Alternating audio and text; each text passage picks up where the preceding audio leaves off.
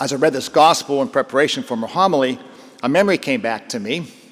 Finals in my days of Rome, comprehensives, orals, most of the time in Italian.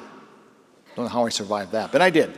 Anyway, so I was a little late getting my thesis done, so I was behind in my studying for the finals. So I would check the list of the guys the day before on whom they had what professors. I noticed Candido Potho, he did eschatology, which is the last things, heaven, hell, judgment, etc. And so I said, I'll take my chance, I won't have him. I had him.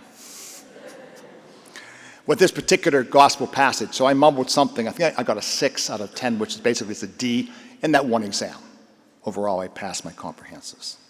Got my licentiate in sacred theology. So it's not exactly a pleasant memory, but it's at this point, I smile.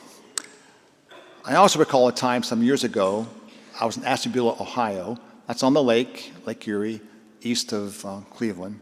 It was wintertime, it was cold. I was visiting a priest friend, staying at the rectory, driving through the city. And there was this poor guy on the side of the road, not dressed very well. So I invited him into my car. We were talking, gave him my gloves and my tassel cap. And I'm pretty sure I got him a meal.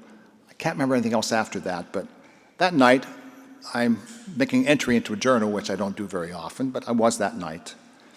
And I was writing down that encounter with him really disturbed me.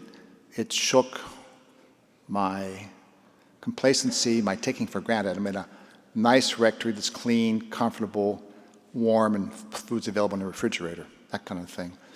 It disturbed me. I think this gospel is meant to disturb us. Really, it does. It asks us to evaluate our relationship with the poor. Again, we have, with government, but with the poor, to say that. In the past few days, the Holy Spirit had presented me a variety of sources of messages that seem to add to this particular gospel today about our relationship with Christ and how it is central in our relationship with Christ, our relationship with the poor. So this past Friday was the feast of St. Vincent de Paul. So celebrating that at 7:30 Mass. And he is the founder of the Vincentians and co-founder of the Daughters of Charity with St. Louise de Marillac. And he started out as a young priest, just wanting to have a very comfortable life in the rectory and just enjoying life as a priest. And well, God had other plans. He gets very deeply involved in the poor, especially those in the rural areas and the outside the cities, doing missions and all kinds of things. And the St. Vincent de Paul societies owe their inspiration from him. And so he writes, but I'm going to read a few excerpts from some of his writings about serving the poor should be our first preference. He writes, if you consider the poor in the light of faith, then you will observe that they are taking the place of the Son of God, Jesus, who chose to be poor. Since Christ willed to be born poor, he's still writing, he chose for himself disciples who were poor. He made himself the servant of the poor, and shared their poverty. He went so far as to say that he would consider every deed which either helps or harms the poor as done for or against himself. This is my comment, recall the judgment scene in Matthew 25. And since Jesus identified so closely with the poor, our eternal destiny is in part determined by whether we have or have not fed the hungry, clothed the naked, gave drink to the thirsty, welcomed the stranger, cared for the sick, visited the imprisoned. Back to St. Vincent de Paul's writing. Since God surely loves the poor, he also loves those who love the poor. He continues, with renewed devotion, then we must serve the poor, especially outcasts and beggars. They have been given to us as our masters and patrons.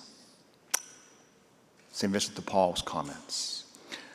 Friday evening, I'm praying evening prayer, part of the Liturgy of the Hours that we priests are obliged to pray.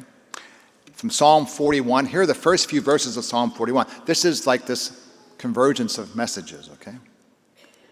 Happy the man who considers the poor and the weak.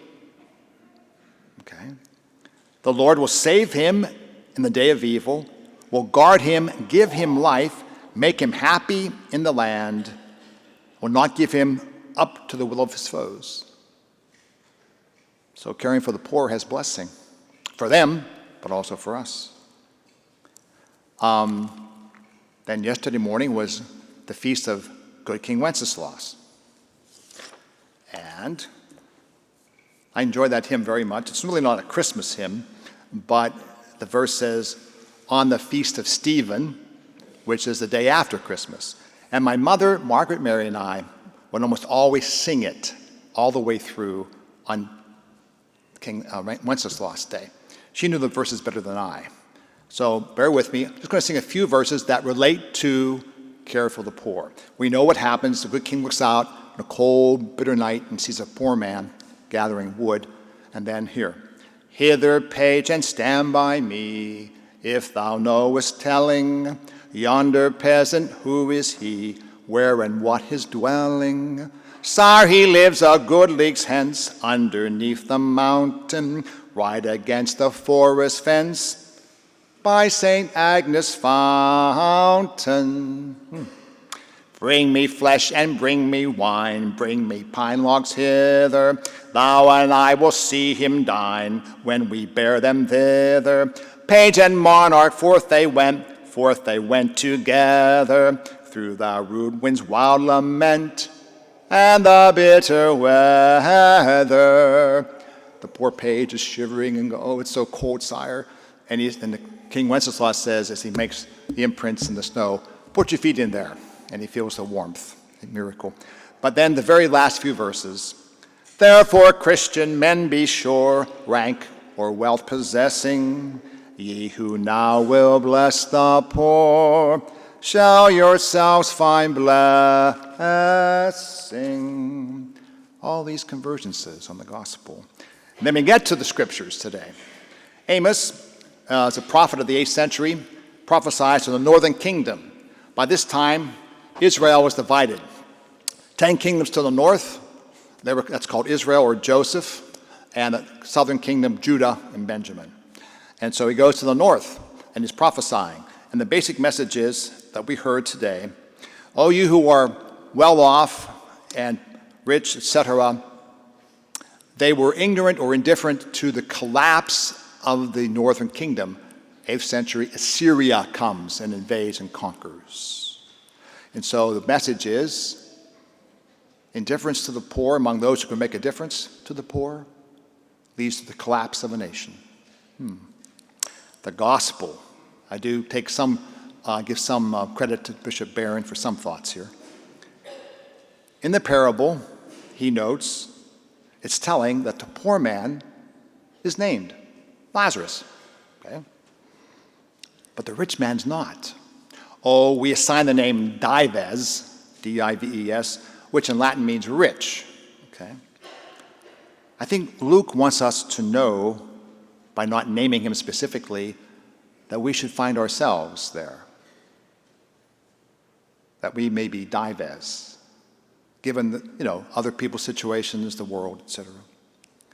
And what was Dives' sin? He was indifferent to Lazarus, indifferent. He didn't see him. Now, we don't know what he would have done in the parable had he noticed Lazarus, but he didn't. And he is up in a place of torment. Lazarus in the bosom of Abraham. Now, even there, he forgets that things have changed. He treats Lazarus as a servant, because he's so used to having servants, had to do his every bidding. Send Lazarus to Abraham to dip his finger in water and cool my tongue. I am in torment. And then again he says, this is certainly altruistic of him, send me to my 5 brothers to warn them. He still treats Lazarus as a servant. But the roles are reversed. The blessed condemned, the poor and hungry blessed. The gospel, among other things, is telling us a criterion for determining our destiny in the afterlife. That means heaven or hell is determined, certainly in part, by how we treat the poor.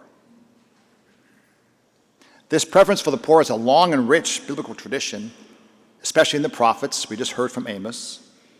The long history of the church. Think of the saints, Mother Teresa of Calcutta, Vincent de Paul, Louise de Marillac, Martin de Porres, Peter Claver, Francis of Assisi, St. Chrysostom, just about all the saints gave so much time to care for the poor. And of all the sins we can commit, which are many, the Bible certainly places a premium on the sin of not caring for the poor. Cardinal Francis George, Cardinal of Chicago at one time, was quoted having said this: "The poor need you to be rich or to share your resources generously with them. Yes, they need you to do that, but you need the poor to stay out of hell." Wow. When we die and face the Lord for personal judgment, he won't ask us how we cared for the poor. We cannot claim we didn't know it was very important to him. After all, we have Moses, the prophets, the gospel, and witness of countless saints. So my sisters and brothers, let's be converted now. Care for the poor. I conclude with this prayer. Lord Jesus, you are my joy and my treasure. Make me rich in the things of your heavenly kingdom, and give me a generous heart that I may freely share with others the spiritual, material treasures you've given me.